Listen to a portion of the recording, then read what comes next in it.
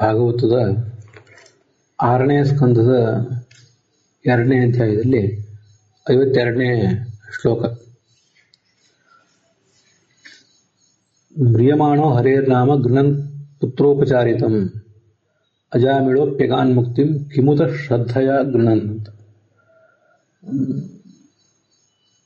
ಜೀವಮಾನ ಪೂರ್ತಿ ನೀಚಕರ್ಮ ಮಾಡಿದ ಅಜಾಮಿಳ ಸಾಯುವ ಸಂದರ್ಭದಲ್ಲಿ ಮಗನನ್ನ ಕೂಗಿ ಕರೆಯುವ ನೆಪದಿಂದಾದರೂ ಭಕ್ತಿಯಿಂದ ಹರಿನಾಮ ಉಚ್ಚರಿಸಿದ್ನಲ್ಲ, ಅದರಿಂದ ಅವನಿಗೆ ಸದ್ಗತಿ ಆಯಿತು ಅಂತ. ಆದರೂ ಪುತ್ರ ಉಪಚಾರಿತಂ ಅಂದರೆ ಮಗನನ್ನ ಕೂಗಿ ಕರೆಯುವ ನೆಪ ಅಂತ ಇಷ್ಟು ದೀರ್ಘವಾಗಿ ಹೇಳಬೇಕು. ಅದನ್ನ ಹೇಗೆ ಅವರು ಸಂಕ್ಷಿಪ್ತವಾಗಿ ಕಾಂಪ್ಯಾಕ್ಟ್ ಆಗಿ ಆದರೆ ಎಫೆಕ್ಟಿವ್ ಆಗಿ ಹೇಳಿದ್ದಾರೆ ಅನ್ನೋದನ್ನ ಇಲ್ಲಿ ಹಂಚಿಕೊಂಡಿದ್ದೇನೆ ಅಷ್ಟೆ. ಸೊ ವ್ಯಾಕರಣದ ಅಂಶ ಏನೋ ಇಲ್ಲಿ ವಿಶಿಷ್ಟವಾದ್ದು ಏನೂ ಇಲ್ಲ.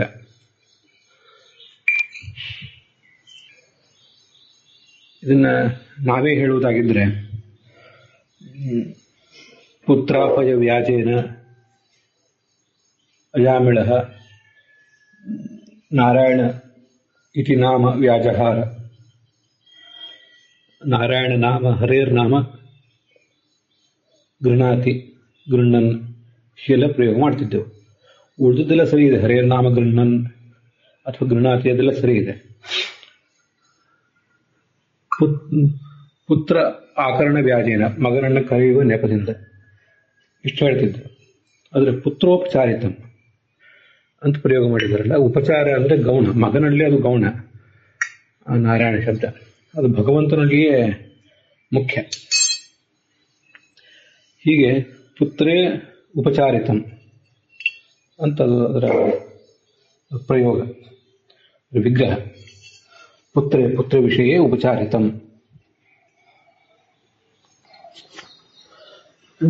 ಭಾಗವತದ ಈ 6ನೇ ಸ್ಕಂದದ 2ನೇ ಅಧ್ಯಾಯದ ಈ 52ನೇ ಶ್ಲೋಕದಲ್ಲಿ ಪುತ್ರೋಪಚಾರಿತಂ ಅಂತ ಬಂದಿರುವುದೇನಿದೆ, ಇಲ್ಲಿ ಉಪಚಾರಿತಂ ಅನ್ನುವುದಕ್ಕೆ ಕರ್ಮ, ಹರಿಯ ನಾಮ.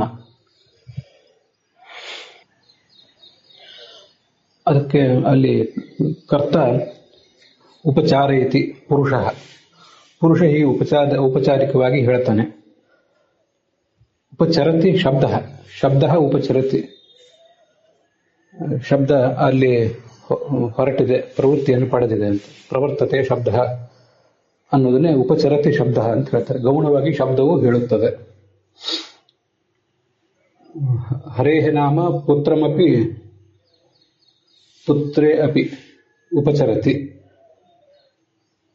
ಇಲ್ಲಿ ಪುತ್ರೇ ಅಂತ ಬಂದಿರುವುದರಿಂದ ಹಾಗೆ ಸಪ್ತಮಿ ವಿಭಕ್ತಿ ಹೇಳಿದೆ.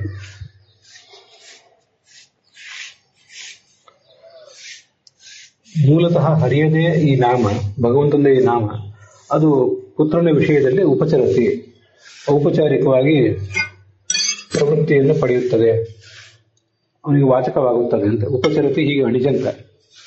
ಅದನ್ನ ನಿಜಂತವಾಗಿ ಮಾಡಿದಾಗ ಅಜಾಮಿಳ ಹರೇಹ ನಾಮ ಪುತ್ರೇ ಉಪಚಾರಯತಿ. ಹಾಗಾದಾಗ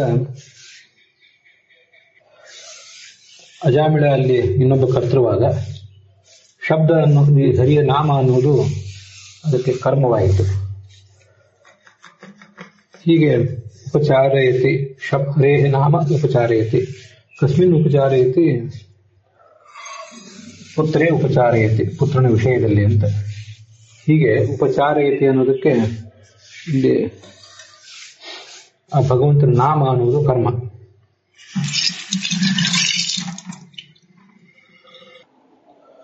ಹೀಗೆ ಶಬ್ದ ಹರೇಹ ನಾಮ ಪುತ್ರೇ ಉಪಚರತಿ, ಅದಕ್ಕೆ ನಿಜಂತ ಮಾಡಿದಾಗ ಅಜಾಮಿಳ ಹರಿನಾಮ ಪುತ್ರೇ ಉಪಚಾರಯತಿ. ಅದು ನಿಜಂತ ಕರ್ಮಣಿ ಮಾಡಿದಾಗ ಅಜಾಮಿಳೇನ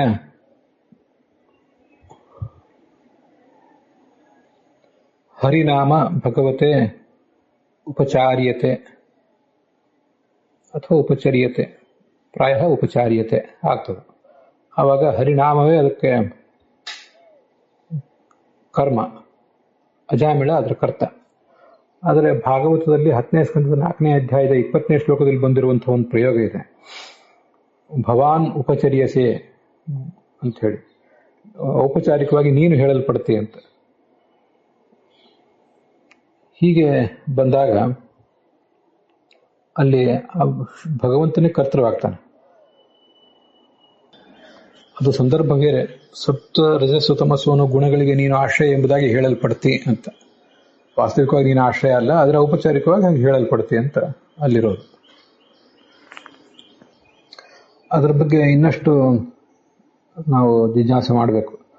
ಉಪಚರ್ಯತೆ ಅಂತ ಆ ಒಂದು ಧ್ವನಿ ಮುದ್ರಣ ಹಿಂದೆ ಹಾಕಿದ್ದೆ. ಉಪಚರತೆ ಅನ್ನೋದು ಮೂಲತಃ ಅಕರ್ಮಕ ಧಾತು. ಉಪ ಅಂತ ಉಪಸರ್ಗ ಬಂದಾಗ ಪ್ರವರ್ತತೆ ಅಂತ ಅದಕ್ಕೆ ಅರ್ಥ. ಆ ಧಾತು ನಿಜಂತ ಆದಾಗ ಸಕರ್ಮಕ ಆಗ್ತದೆ, ಅದೆಲ್ಲ ನಮಗೆ ಸ್ಪಷ್ಟವೇ ಇದೆ, ಅದ್ರ ಬಗ್ಗೆ ಏನು ಸಂಶಯ ಇಲ್ಲ. ಅದಕ್ಕೆ ನಿಜಂತ ಆದಾಗ ಅಜಾಮಿಳ ಹರಿನಾಮ ಉಪಚಾರಯತಿ.